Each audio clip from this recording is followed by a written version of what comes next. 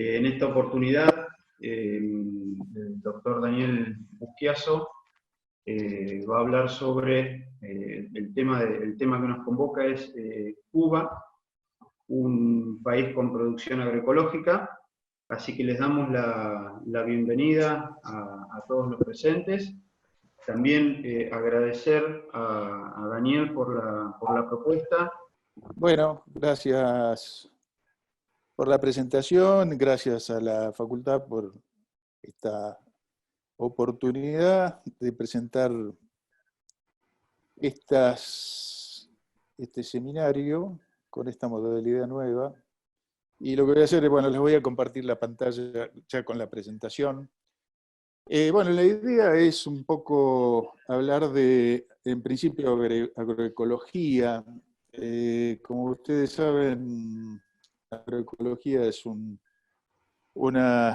tema que se ha puesto en discusión en el último tiempo y en particular en la provincia de La Pampa. Por ahí no están todos al tanto. El año pasado hubo unos pequeños problemas con el uso de herbicidas, entonces surgió la idea de la agroecología y hubo algunas instancias de presentación de seminarios, charlas que trataron sobre el tema. Y yo me quedé con un poco con la incógnita o con la pregunta de que la experiencia que tuve en Cuba hace unos años de visitar durante 15 días y ver la producción agroecológica de Cuba en vivo y en directo, podía contribuir en algo y por eso el tema que proponemos hoy. Para los que no estén tan al tanto, agroecología se trata de simplemente una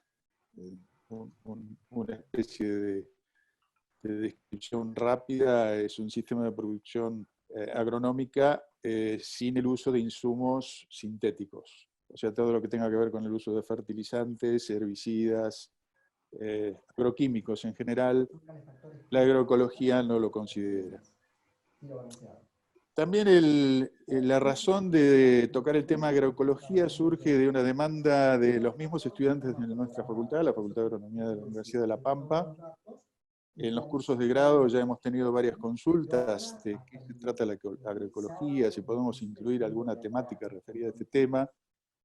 Y en realidad lo estábamos evaluando, pero una de las dudas que tenemos es justamente lo que esperemos discutamos cuando termine mi presentación.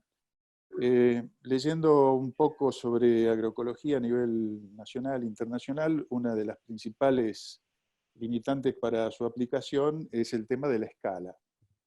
O sea, la agroecología requiere una serie de actividades y dedicaciones y mano de obra que no se puede o tiene dificultades para ser aplicada a distintas escalas. Y hay varios trabajos científicos publicados en revistas muy buenas donde se habla de este tema.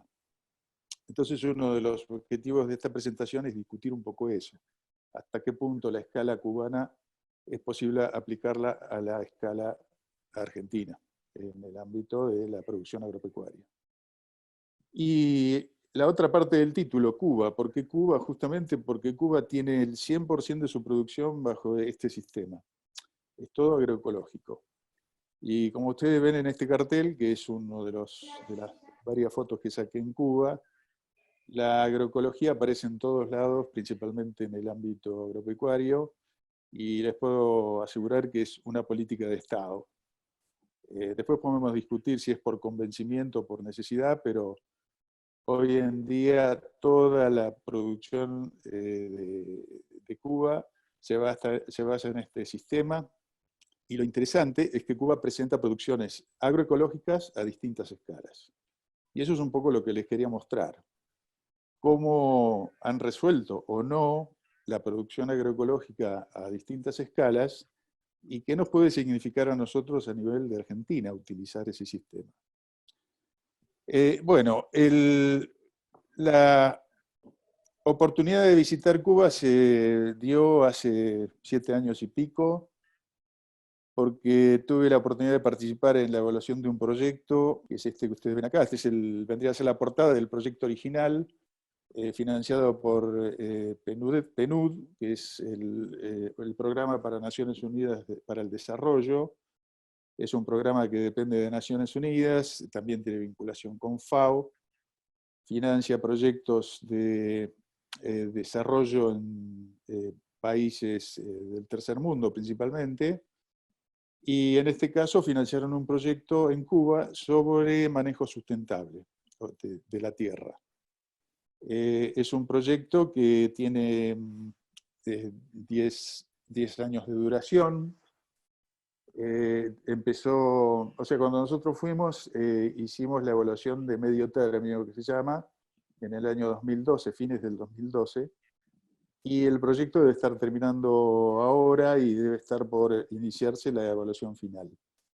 En esas 5 etapas, el proyecto contempla muchas actividades relacionadas todas con manejo sustentable de tierras y abarca una coordinación de distintos ministerios, desde el de educación, de agricultura, y todos enfocados en desarrollar este sistema productivo y en llegar a escuelas primarias principalmente, que también fue una de las visitas que tuvimos.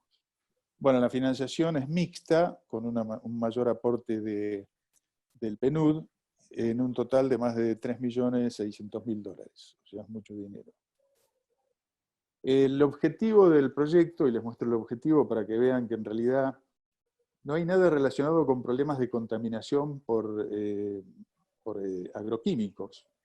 Son todos problemas de manejo de suelos y de cuencas y de uso de la tierra relacionados con, por ejemplo, recuperación de suelos salinos, evaluación de eventos de sequía, uso sustentable de aguas subterráneas, manejos para mejorar el uso eficiente del agua, mejoras de sistema de riego, manejo de sistemas forestales o control de erosión hídrica.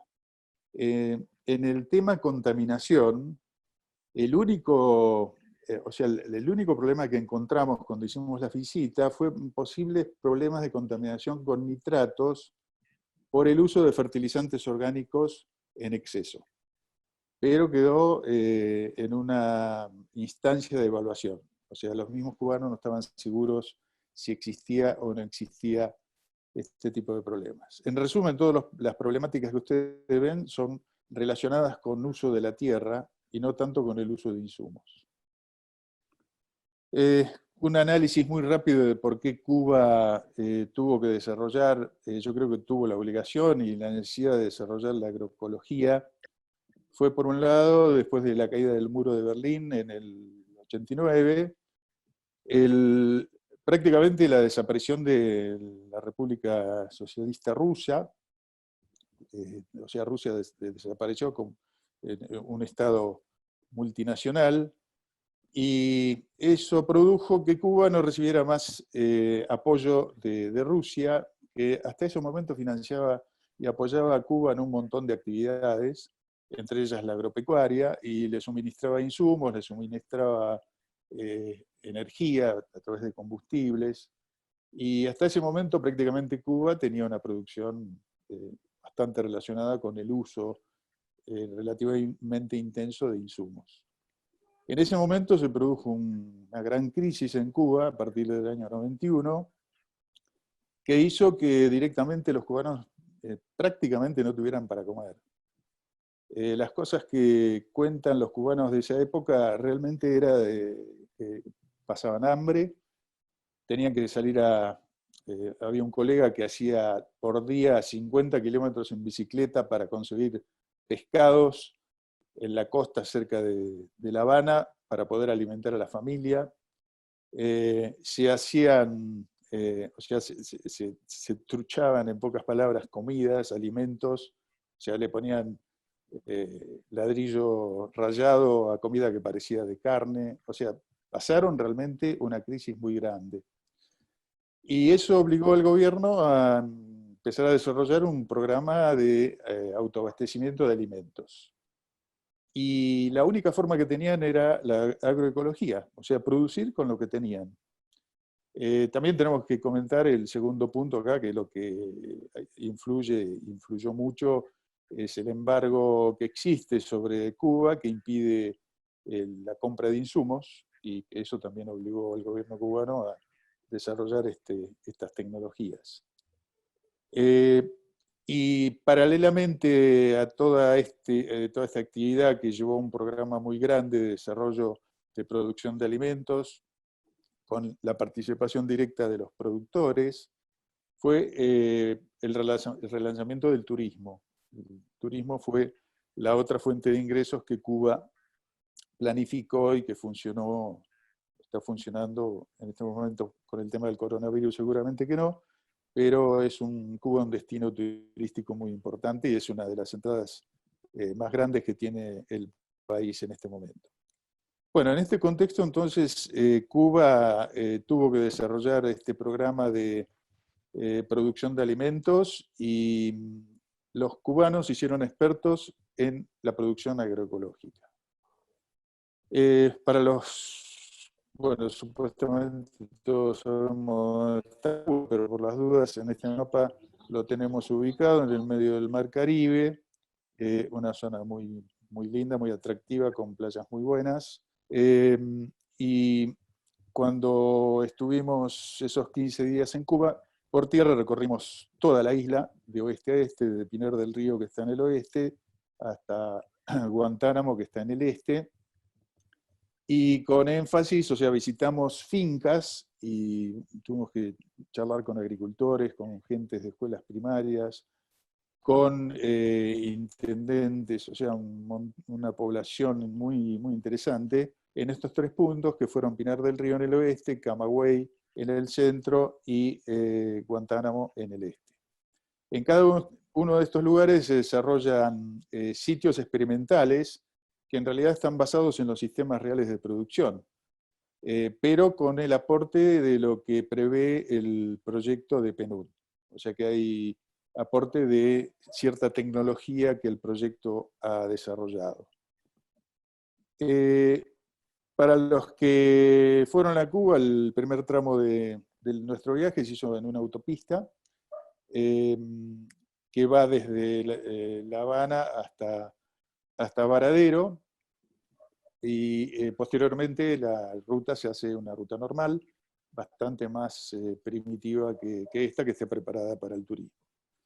Lo interesante de salir de la ruta principal es que pudimos ver el Cuba profundo, que normalmente cuando uno va de turismo a Cuba no recorre. Normalmente cuando uno va a Cuba visita Los Cayos, visita Varadero, pero no conoce en general el ambiente rural. El primer sitio que fuimos a ver yendo para el este fue Guantánamo.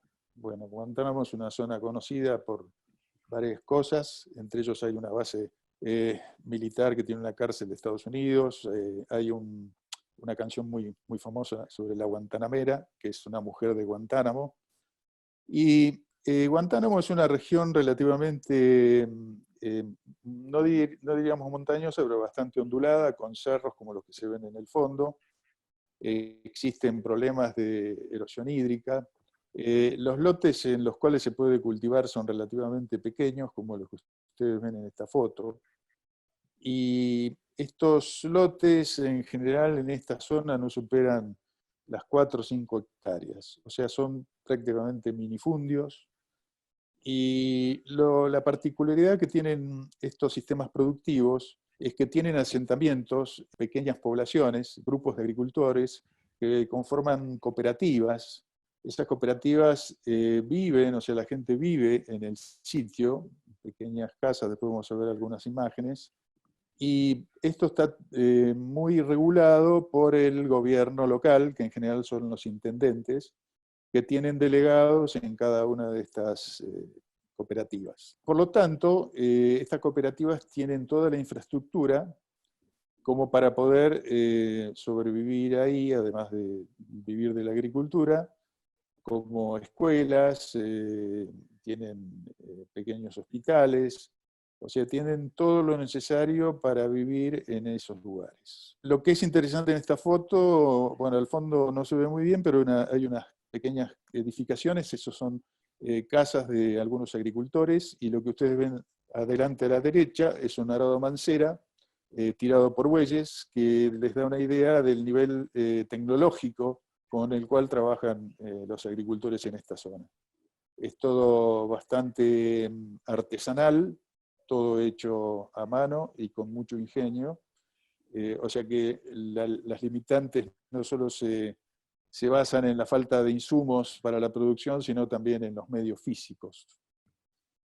Estas son otras imágenes de la zona de Guantánamo, pequeñas parcelas, y ustedes ven el suelo arado, preparado para algún cultivo, y algunas plantas, adelante en color verde, no sé si se ve el cursor. Esas plantas tienen la función en general de ser, cumplen la función de traer insectos. O sea, es una de las formas, y prácticamente la única que tienen, para controlar insectos en los cultivos.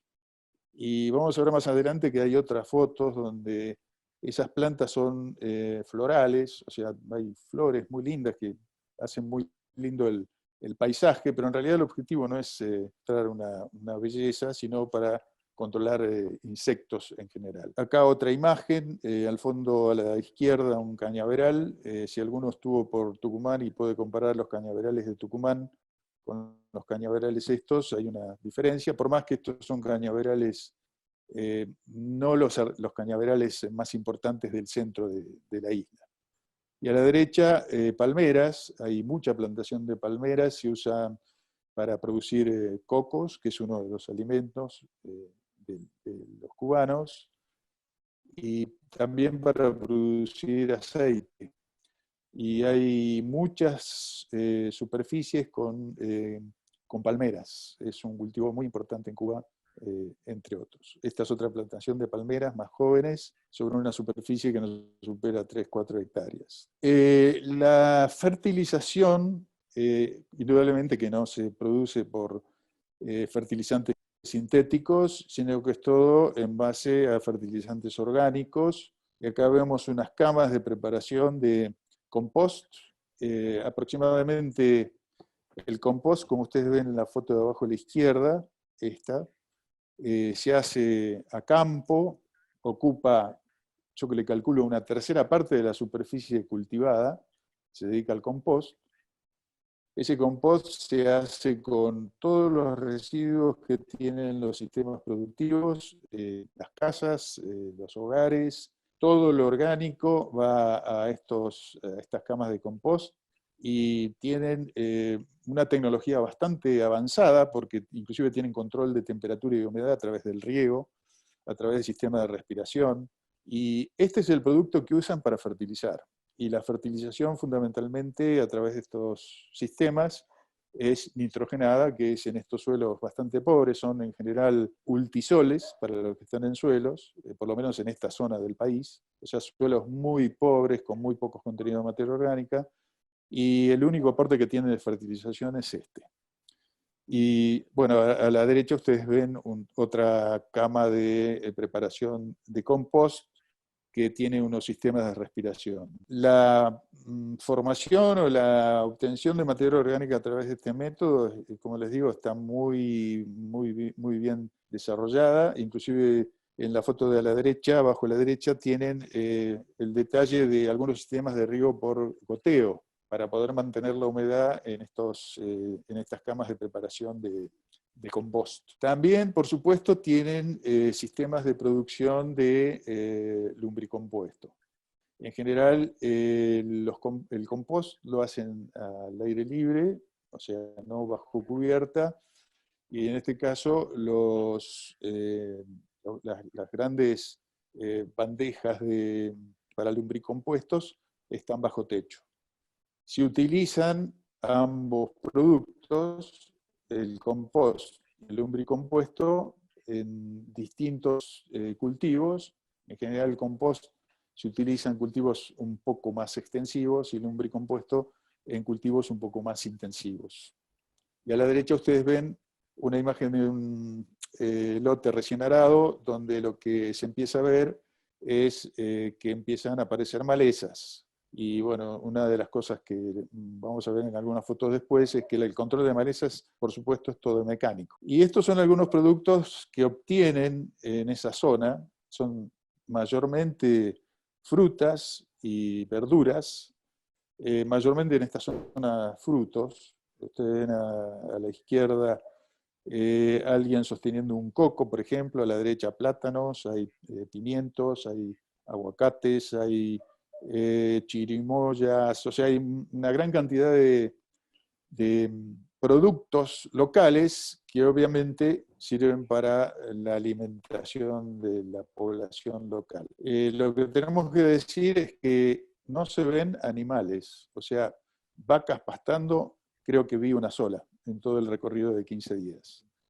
La producción de carne está muy limitada, principalmente la vacuna. No, por supuesto que la alimentación de base proteica se basa en algunas... Sí, Sí, perdón, Daniel. sí, Hay dos preguntas que fueron apareciendo.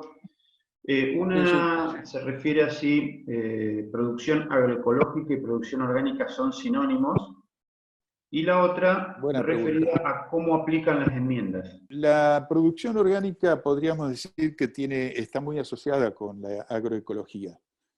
La producción orgánica podríamos decir que es una etapa un poco más avanzada de la agroecología en el sentido que tiene una validación legal. O sea, para producir algo en forma orgánica hay que tener o cumplir ciertos protocolos, tiene que haber una autorización, en general un aval o un certificado de producción orgánica. En general esto lo hacen empresas privadas y hay una serie de requisitos para la producción orgánica que en realidad la agroecológica no las tiene. El fundamento es el mismo, es el no uso de insumos basados en productos sintéticos.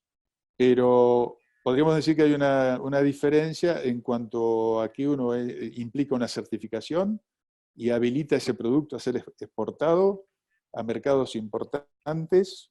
Por ejemplo, la producción orgánica puede ser exportada a Europa. La agroecológica, si no está certificada, no. Así que esa sería más o menos la diferencia entre ambas. ¿Y cuál era el otro? ¿Cómo se aplica? ¿Cómo se aplican las enmiendas? Y después hay otra pregunta más, pero... Sí, la aplicación en general la hacen al voleo y la pueden incorporar con algún implemento de labranza, como vamos a ver más adelante. Hay algunas fotos de los implementos de labranza que utilizan. Depende del cultivo también. Por ejemplo, vamos a ver más adelante algunas especies frutales donde la aplicación es sobre la superficie del suelo. Y como en general el ambiente es bastante húmedo, hay una descomposición bastante rápida de ese material que se utiliza. No sé si está contestada la pregunta, si hay alguna otra. Sí, hay dos más y seguimos. La materia orgánica, ¿de dónde la obtienen para generar el compost? Y si tienen desarrollado alguna logística para la separación de residuos. Sí, hay una logística, por supuesto, para la separación de residuos, inclusive se produce dentro de los hogares, cuando se trata de residuos de casas. Y como materia prima para el compost, usan algunos cultivos, o sea, en forma de materia verde o materia seca, usan excrementos de algunos animales. O sea, lo que se ve es, con más frecuencia es la producción de porcinos y la producción de pollos, que es la base del alimento principal de carnes de Cuba, no tanto la carne vacuna. Entonces esos excrementos también forman parte de estos compost. O sea, todo lo que pueden utilizar de producto orgánico que no se va a usar es reciclado en estos sistemas de compost. Bien. Y después, ya última, si el control de malezas es mecánico, ¿cómo es la fertilidad física de suelos? Pregunta. Ah. Bueno, la fertilidad física del suelo por la génesis del suelo es pobre. En este momento, o sea, estamos viendo suelos de Guantánamo en el este, que en general son suelos muy poco desarrollados, en realidad son excesivamente desarrollados, son ultisoles. Y los ultisoles tienen muy bajos niveles de materia orgánica, son suelos de ambientes tropicales, y son, desde el punto de vista de la fertilidad química, muy pobres. Tienen deficiencias de todos los elementos, principalmente nitrógeno y fósforo. Después vamos a ver en el otro extremo que hay otro tipo de suelo, que son distintos, son oxisoles, suelos rojos. Y de todas maneras, los problemas de fertilidad son más o menos parecidos. Son suelos muy pobres, con muy bajos niveles de materia orgánica y deficiencia de varios elementos, entre ellos, por supuesto, nitrógeno, pero también fósforo y potasio. Así que, en resumen, son en general en toda la isla suelos muy poco desarrollados. No podemos compararlos con los suelos de la pampa húmeda.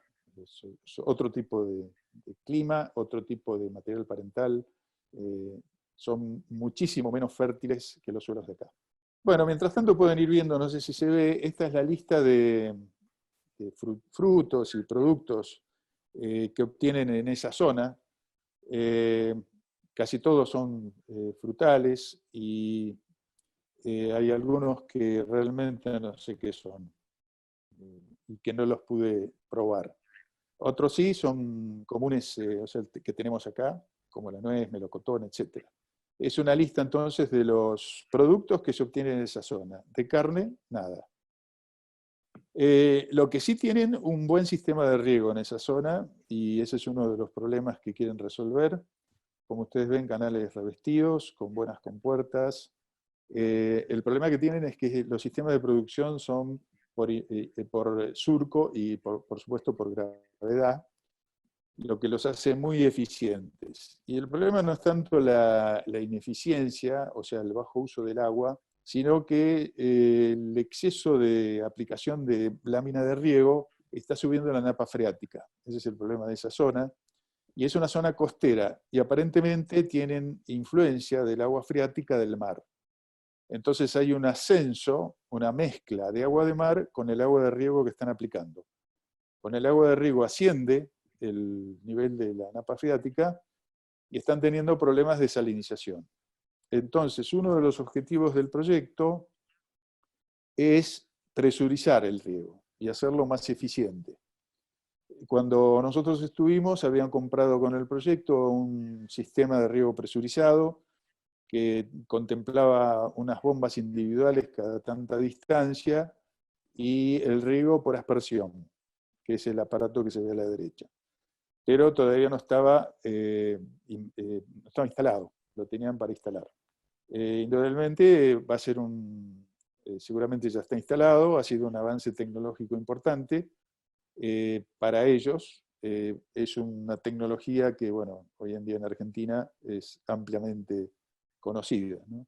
Control de erosión hídrica. En esa zona, como decíamos, es una zona muy ondulada. Los sistemas de control de erosión hídrica que tienen son bastante también artesanales. Se basan en la construcción en la parte alta de las cuencas de pequeñas represas hechas de piedra. El sistema funciona, porque vimos lluvia y esto funciona como una pequeña represa y aparentemente los problemas que tenían antes de exceso de escurrimiento, inundación de las parcelas aguas abajo, las han controlado. Pero bueno, demuestra también un sistema muy artesanal de manejo de suelos, ¿no? Esto es Pinar del Río. Pinar del Río está en el oeste, en el extremo oeste de Cuba. Es una zona, desde el punto de vista topográfico, bastante distinto a Guantánamo. Es mucho más plano. Podríamos decir que se asemeja un poco más a los sistemas productivos nuestros. En esta zona es donde podemos ver más cultivos de producción extensiva, como los que tenemos nosotros, como maíz, sorgo. En esta zona, entonces, es donde se implementa la agroecología en cultivos extensivos. Ustedes ven en el paisaje, los lotes son un poco más grandes que en Guantánamo. De todas maneras, hay producción local de cultivos intensivos. Lo que llama la atención es que no vi cultivos bajo cubierta. Es todo a cielo abierto. Indudablemente que el clima le juega a favor. y bueno, se producen distintos tipos de, en este caso, verduras y algunos frutos, desde lechuga, tomate, cebolla. Y acá es donde se ven esas flores, color un poco rojizo, que son las que utilizan para atraer a los insectos. El control de plagas se hace en forma 100% biológica, no se aplica ningún producto para controlar estos insectos. Y abajo a la izquierda, acá ustedes ven una cama de preparación de, también de...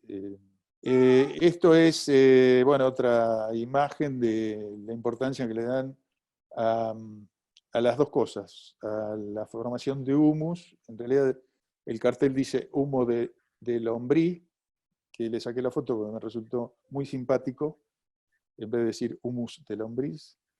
Y a la derecha un sistema de producción orgánica en base a enmiendas orgánicas. Estos son algunos cultivos que se hacen en esa zona. Más que todo lo puse para que vean que también hay algunos a la izquierda, algunas especies forrajeras que son las que se usan para alimentar al ganado, que crece estabulado en general, y a la derecha para que vean la superficie que se dedica a algún cultivo, como en este caso un frutal, una morera, que es de solo 1 hectárea.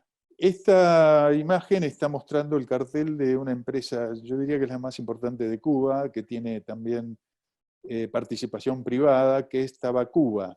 Tabacuba es la que produce los habanos cubanos, los famosos cigarros. Tabacuba tiene como más de 50 empresas y cooperativas y productores individuales que participan en la producción. Está en todo el país, hay distintos productores que tienen pequeñas superficies que aportan a Tabacuba. En este caso visitamos la central de Tabacuba, donde está toda la parte administrativa y donde se coordina la actividad de esta empresa. Lo interesante es que la empresa esta en gran parte depende del Estado, pero también hay cierta actividad privada. Hay gente que invierte dinero y que tiene ganancias, a lo mejor sistema capitalista, y a través de la producción del tabaco. De todas maneras, bueno, la infraestructura siempre sigue siendo bastante primitiva, podríamos decir. A la izquierda es un secadero de tabaco de esta gran empresa, y a la derecha una vista de la producción del secado del tabaco. También en esa zona y en otras zonas también hay producción de frutales, no sé si se alcanza a ver, pero hay aplicación de algún tipo de enmienda acerca de los árboles, en este caso nogales y almendros en general, que tienen también una producción agroecológica. Y a la derecha algo similar, pero con palmeras. Y se ve un sistema de control de la erosión hídrica también muy artesanal. Y esto es lo que podemos relacionar con una producción extensiva en Cuba, bastante parecida a los sistemas productivos nuestros en cuanto a la superficie de los lotes. Acá ustedes ven que este lote, que ellos llaman de agricultura suburbana, ocupa 26 hectáreas, más o menos la superficie de un lote normal de un sistema productivo nuestro. Y esto es una vista de los lotes, que son un poco más grandes. Acá se destinan a tabaco, se destinan a maíz, y por supuesto tienen riego.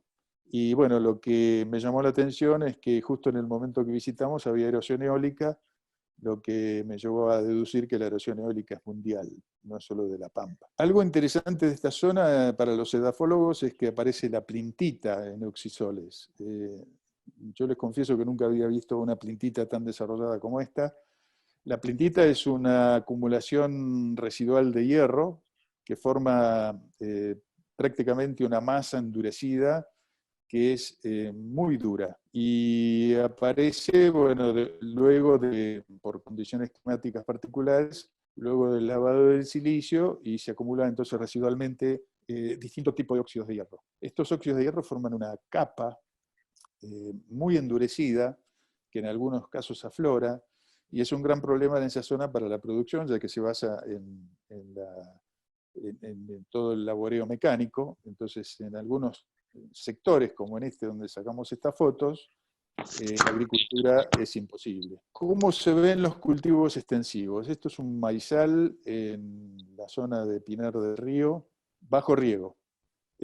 A simple vista se ve que es un cultivo que es bastante distinto de los maizales que vemos en la pampa húmeda, inclusive semiárida.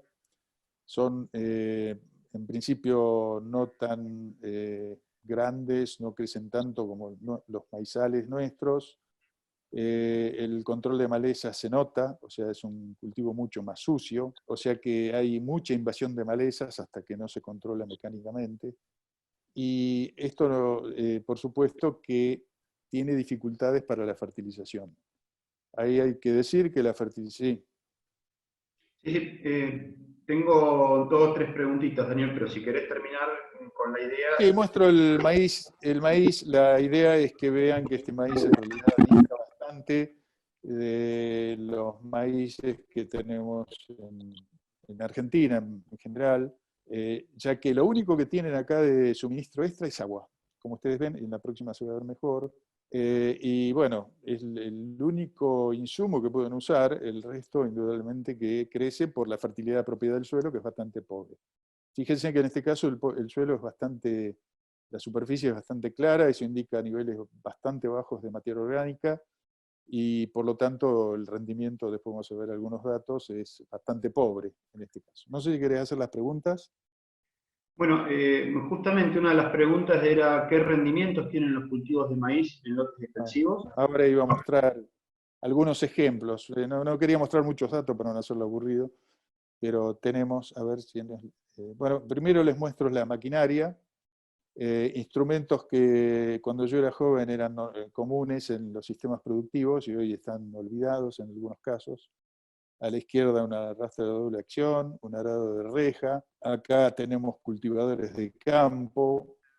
En la foto de la derecha, un poquitito atrás del cultivador rojo, se ve una rastra de dientes. Estos son los instrumentos que usan, las herramientas que usan para controlar malezas principalmente, y para porcar, y para construir los camellones, y para desarrollar los cultivos. Todo mecánico. Y muchas veces con tractores que no son de lo mejor. Esto es una pieza de museo realmente, pero es lo que usan en esa zona. Esto es producción.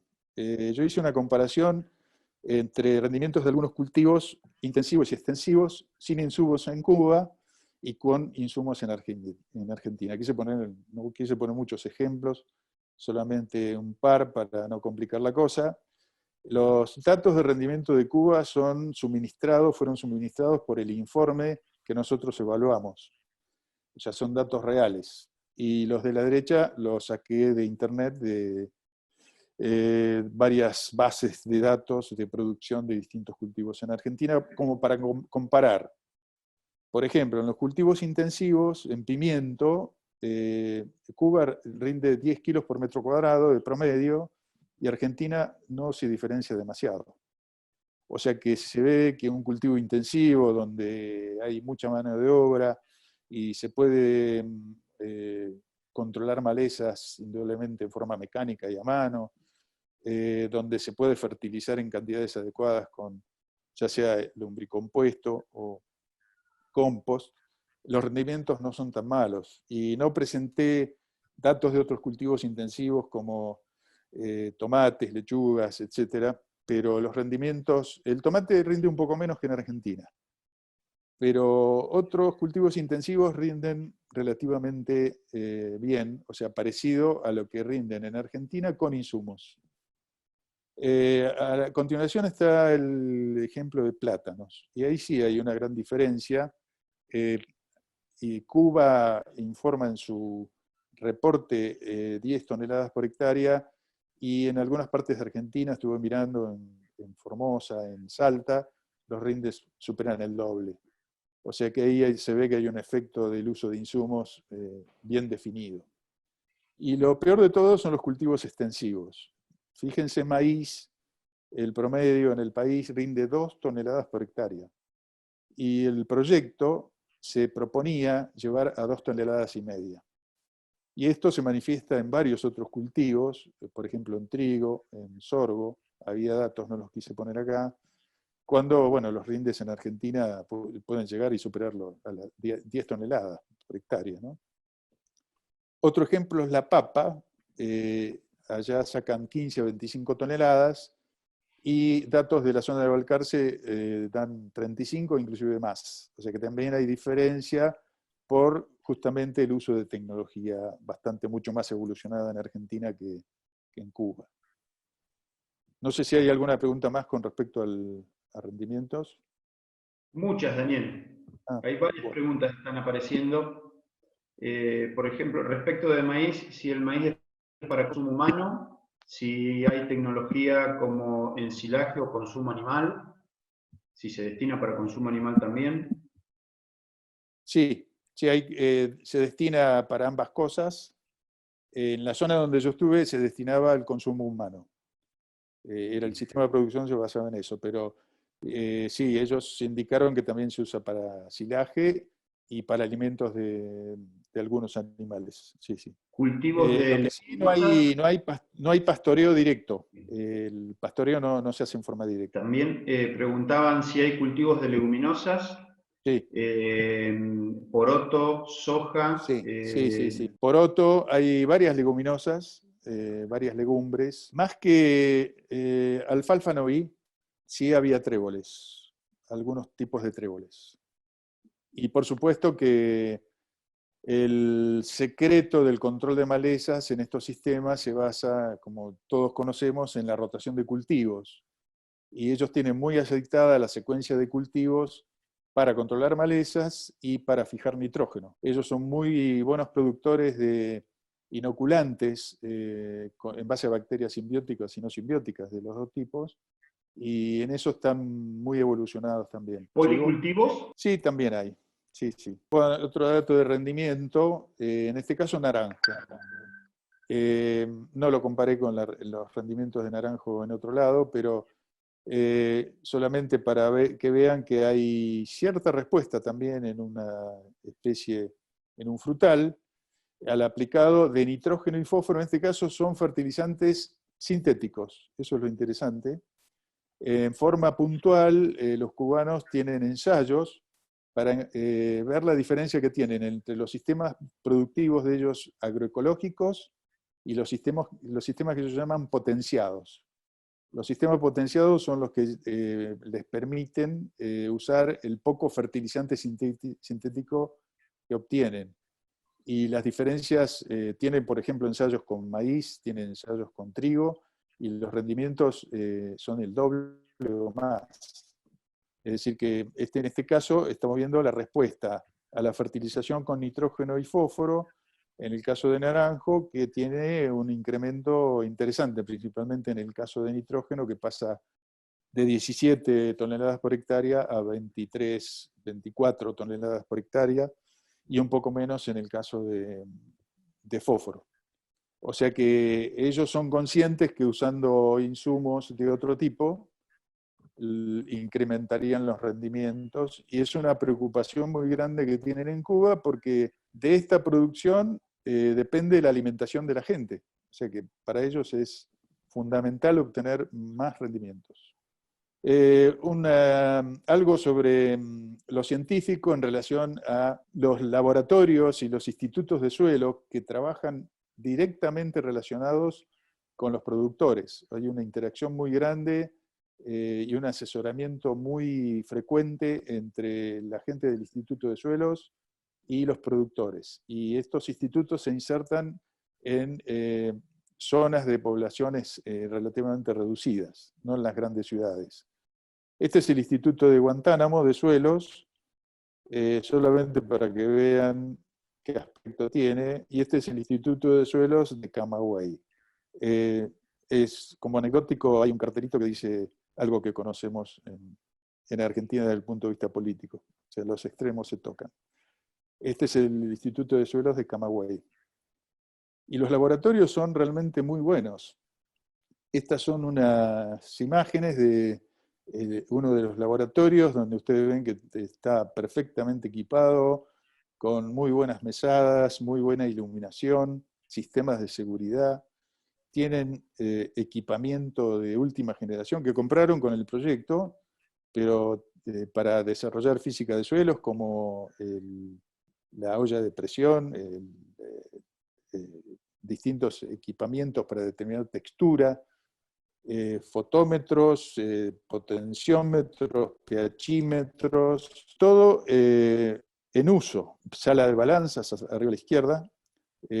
O sea, todo el edificio es bastante modesto, pero está muy bien instalado y cumple sus funciones con mucha eficiencia. Y esto es una foto de uno de los productos que obtienen en el laboratorio. En el laboratorio no solo hacen determinaciones de suelos y aguas y vegetales, sino que también son productores de inoculantes con bacterias simbióticas y no simbióticas, Azotobacter y Rhizobium, y directamente es un servicio que le dan a los productores en forma gratuita.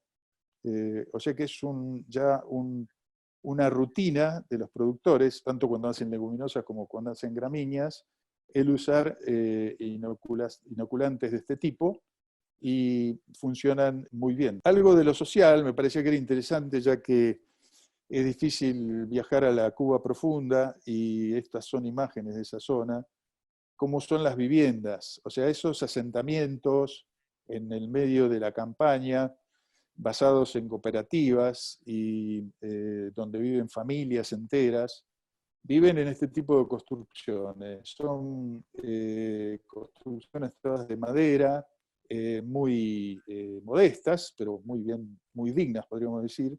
No tienen paredes, tienen tabiques, no tienen puertas, tienen cortinas. Indudablemente que el clima ayuda. Bueno, ahí nos tocó comer con la gente y fue muy interesante. Y abajo a la derecha, un lugar de reunión de esta comunidad.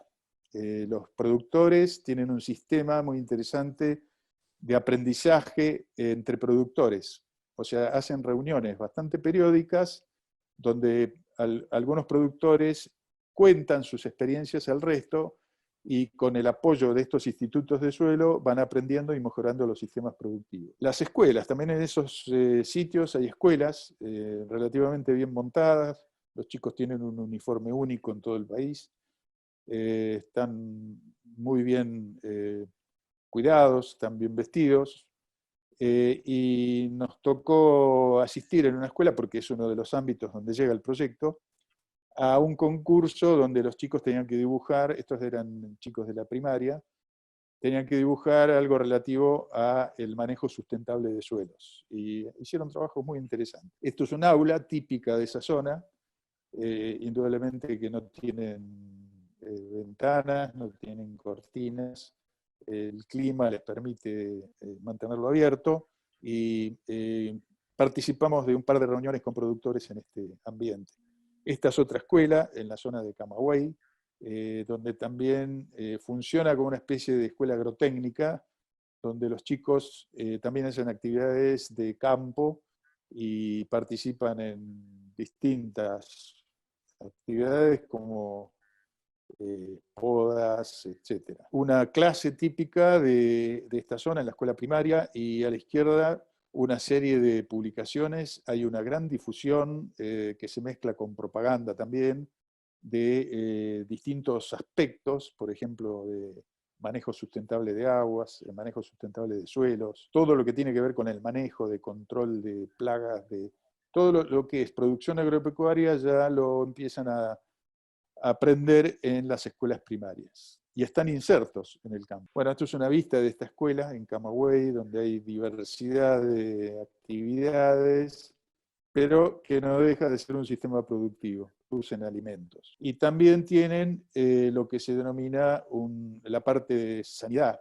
Esto es un policlínico, una especie de sanatorio, ubicado en el medio de esta cooperativa, y hay muchas en todo Cuba, modesto, pero tienen un sistema de salud a mano. Interesante es ver los negocios en la Cuba profunda. Sobre las rutas nacionales hay infinidad de negocios o chiringuitos como estos, que venden distintos tipos de cosas. En general, acá vemos, por ejemplo, las guaraperas.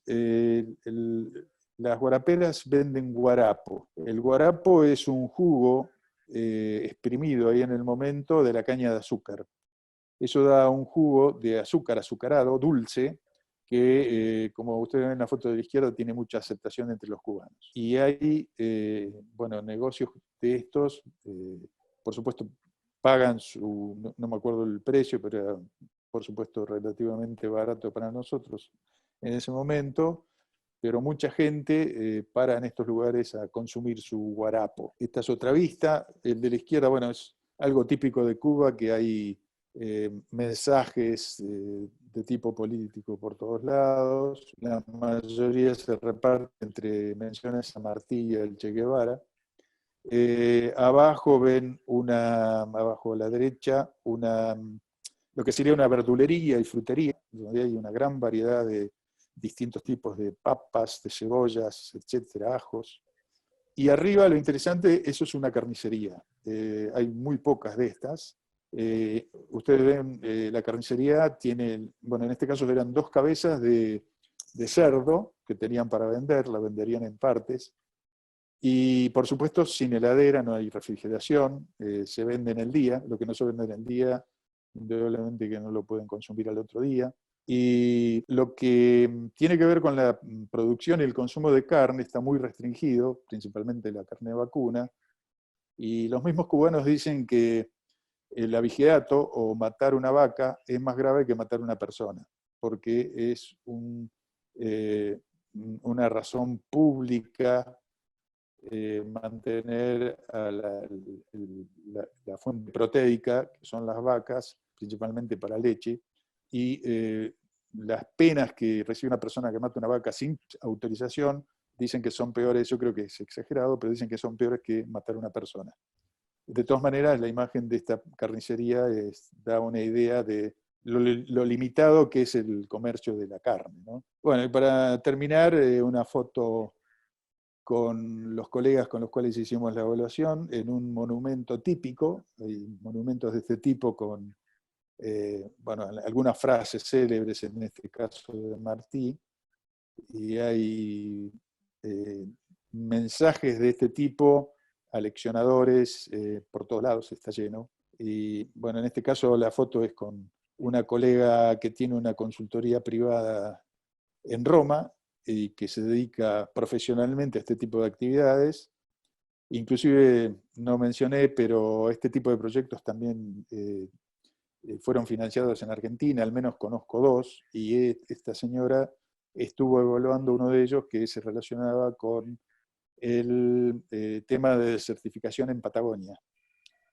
Y el señor que está a la izquierda, o a la derecha mío, en ese momento era el rector de la Flaxo de Cuba. Ese era entonces el Comité de Evaluadores Externos. Y esta es una foto con la gente del proyecto, donde estamos todos, con la gente que dirige el proyecto, que es esta señora que está en el medio. Con esta gente, bueno, compartimos actividades en el campo, en oficinas, y también tuvimos algún imprevisto en algún momento. Así que bueno, esto era todo. La idea era presentarles más que todo imágenes y sacar algunas ideas generales de lo que significa la producción agroecológica en Cuba, y tal vez hacer un ejercicio de qué es lo que podemos obtener, utilizar de esto que los cubanos conocen muy bien desde hace más de 30 años y aplicarlo en la Argentina. Yo, antes de abrir el debate, quería comentar que, bueno, estuve con motivo de esta charla leyendo un poco, bastante sobre el tema de agroecología. Inclusive busqué en los buscadores científicos, la biblioteca virtual, publicaciones de nivel internacional en revistas con referato. Y bueno, ahí realmente encontré mucho de filosofía y de programación del manejo agroecológico. Ahora, datos duros de cómo se obtiene la producción y qué información se obtiene de datos de largo o sea, con efectos acumulados de largo tiempo, hay muy poco. Otra cosa que encontré es que en realidad la idea, la filosofía de la agroecología no es nueva. Este año va a cumplir 100 años. No se llama agroecología la idea original, sino que se llama sistema biológico dinámico de producción. En el año 1920, un tal Rudolf Steiner en Polonia presentó en un congreso la idea de la producción biológica dinámica, que justamente tiene el mismo principio que la agroecología, es producir sin insumos de ningún tipo. En realidad, la idea de Steiner, que bueno, fue el que propuso la filosofía antroposófica, que hoy en día también se utiliza en la educación, en las escuelas Waldorf, que se difunden hay en todo el mundo, forman parte de una filosofía. O sea, es una filosofía de vida. La persona que desarrolla un sistema biológico dinámico tiene que producir sin recibir ningún insumo del exterior de su sistema productivo. O sea que ya esa decisión implica aislarse completamente desde el punto de vista técnico de todo lo que venga de afuera. El sistema biológico dinámico está diseñado de tal forma que es autosuficiente. Y yo tuve una experiencia personal porque cuando hice el doctorado en Alemania tuve que hacer una materia que se llamaba Sistemas Biológicos Dinámicos de Producción y que estaban a cargo de una persona, de un profesor que seguía la filosofía de Rudolf Steiner. Como producto de ese curso, una de mis colegas, de mis compañeras de trabajo, se casó, una alemana, se casó y vino a Balcarce a comprar 30 hectáreas cerca de la ciudad de Balcarce. Y ahí instalaron un sistema biológico dinámico de producción. Esta gente se autoabastecía en 30 hectáreas y tenía un diseño del sistema productivo que tenía la producción de vacunos más lejos de la casa o del casco del campo, y a medida que uno se iba acercando tenía distintas alternativas productivas, progresivamente más intensivas, y todo lo que se producía dentro de estas 30 hectáreas servía para reciclarse y producir compost, producir lombricompuestos. Y esta gente sobrevivía de vender sus productos en la zona. Vendían miel, vendían pan. Y fue interesante porque durante 3 o 4 años en la cátedra, en esa época era edafología, manejo y fertilidad de suelos, íbamos todos los años a Balcarce, y además de visitar el INTA Balcarce con todos sus ensayos y resultados de larga duración, visitábamos esta finca, porque yo la conocía a la señora, y nos explicaba cómo funcionaba este sistema. Claro, es una forma de vida, es realmente vivir de esa forma, es una decisión de cómo vivir socialmente. Yendo un poco más allá, bueno, esta gente, después quisimos volver y se fue de Balcarce, no sé el motivo, pero no sé si es que fracasó el sistema, se aburrieron o se volvieron a Alemania. Yo saco 2 conclusiones de esto. La idea de Rudolf Steiner viene de 1920 y no ha habido una gran difusión del sistema, excepto estos casos aislados. Por otro lado, los resultados que obtuvieron en Cuba con respecto a los cultivos extensivos es bastante pobre. La pregunta es, ¿podemos utilizar estos sistemas en sistemas de producción intensivos? Yo creo que sí. La producción intensiva es perfecta para la agroecología, porque está todo concentrado en poco espacio, podemos reciclar material y utilizar todos los sistemas orgánicos para la producción. Ahora, en sistemas más extensivos tengo mis dudas, y eso por ahí puede ser el tema de mayor debate. Por otro lado, creo que siempre se dice lo mismo, si tenemos que alimentar a la población mundial necesitamos producción. Y para producir cantidades necesarias y suficientes y rentables de estos productos, indudablemente que el uso de insumos en cantidades adecuadas no tiene ninguna discusión a mi criterio.